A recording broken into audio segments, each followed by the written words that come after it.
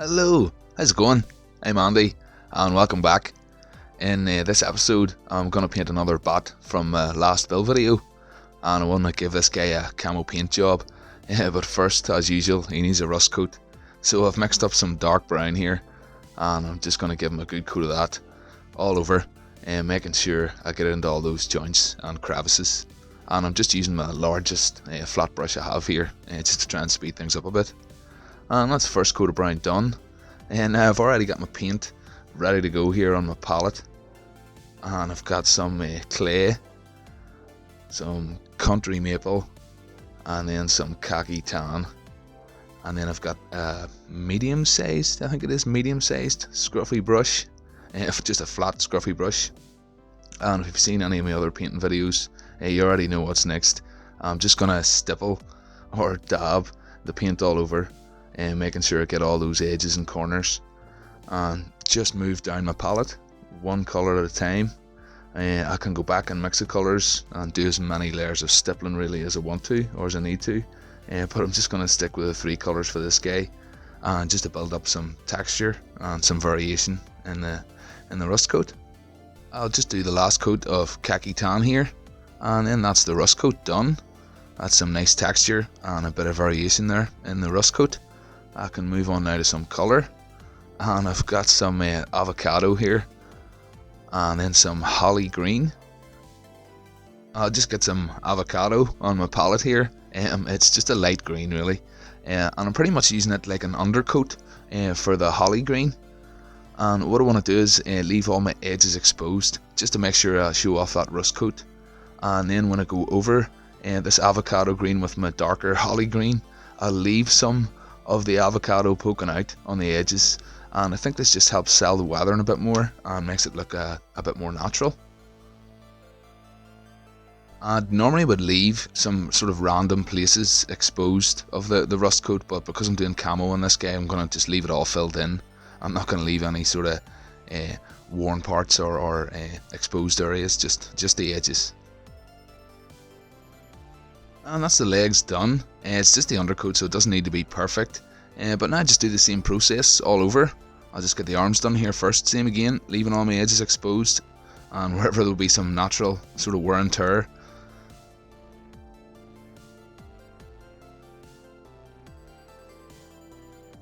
And then on the body, just the same again.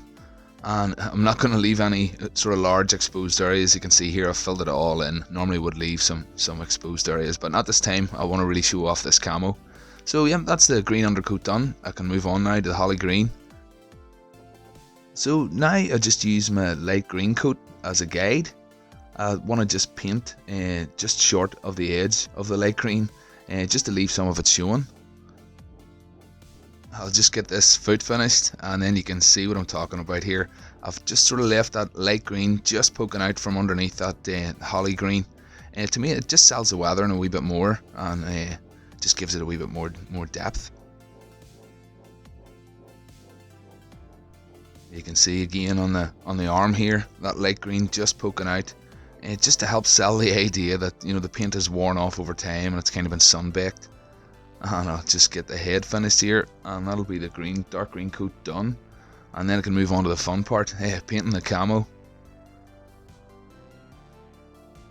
Now this will be my first time painting camo, and I haven't practiced it, but I'm just going to jump straight in, and we'll see what happens. But I'm going to start here with some of my country maple, and just start doing some random shapes, some random blobs. And I'm really trying not to think about it too much. Just keeping it random and trying to keep them spaced out. And that's about the height of it really. And pretty much straight away I start to get the feeling that I should have maybe practiced it first, or at least maybe drawn out some of the shapes on paper first. Because yeah, it's not going well. I'm not really happy with what's happening. But that's the legs done. I'm going to keep pushing on and see what happens. I can always paint over it and start again if I don't like it.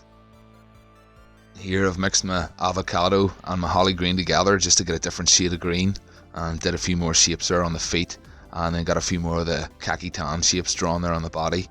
And at this point I really don't like where it's going, but I'm gonna soldier on. And then after doing a wee bit more, I decided to stop because I really don't like where he's going. Not happy with it at all. I'm just going to cover this mess up with a fresh coat of holly green and start again. Alrighty, fresh start. Looked at some references, some practice sketches, and I'm ready to go. Let's go, paint some camo. So for my first layer, I took some of my country maple and mixed it with a wee bit of holly green. And for this first layer of shapes, I need to go bigger than the last time. And the shapes I was drawing last time were way too small for the first layer. Just to get the shapes right, I'm kind of pretending that I'm drawing a world map. And these are all like the continents, you know, and some have islands off their coast, and some are small and some are large with weird coastlines.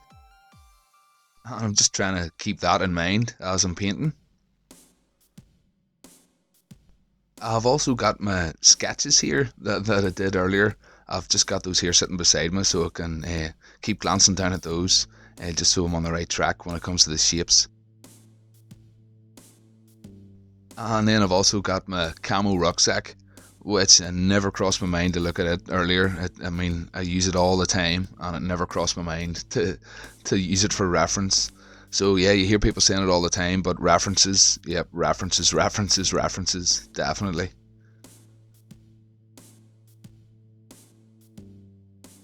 And I'm just kind of checking that they're all flowing in the same direction. I noticed that was a mistake I made last time.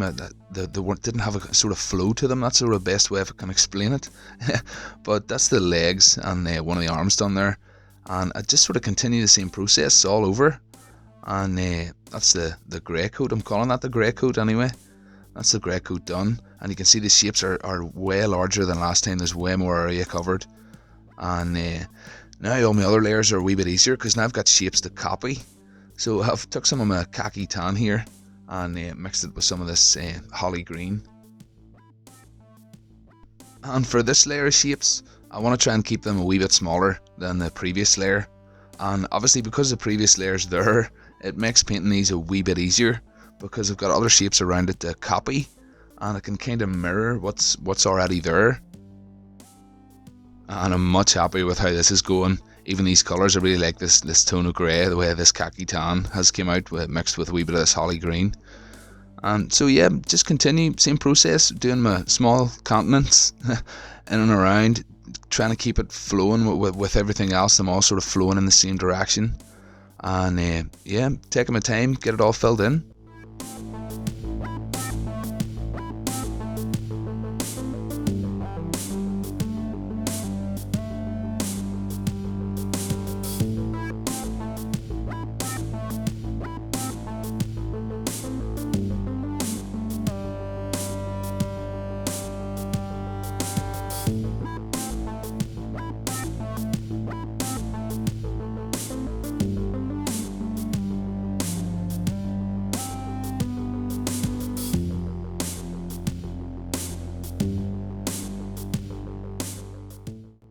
And that's the second layer of camo done. And oh boy, I am happy with how this is coming out now. Much happier, he's looking good. And now for the final layer, I'm just going to use some black. And these random blobs are going to be the smallest of all the random blobs. They're still going to be continent shaped though, and sort of just still copying what's around them, or at least mirroring what's around them. And yep, just slowly fill them with the black here and there, not too much.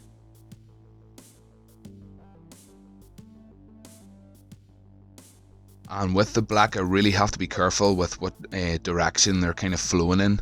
If I sort of put one in the wrong position, or sort of if I was to put it horizontal to everything else, it would really stand out. It would really sort of clash with everything else. So I do have to be very careful with how they're orientated to the other shapes. But as long as you're copying what's around it, you can't really go wrong. And at this point, it's loads of fun to paint, just having a ball. It seems to be every extra wee piece I put on just makes it look better and better, but at the same time, I can't go too mad. And I think that's gonna do it. That's all the black done. Camo finished. Much happier with this result.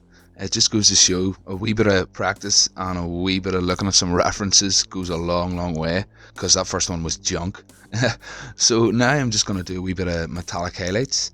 This is just some worn penny, and I'm just going to go and highlight a few areas, go around and do the rivets. Yep, then I'll be ready for some lacquer.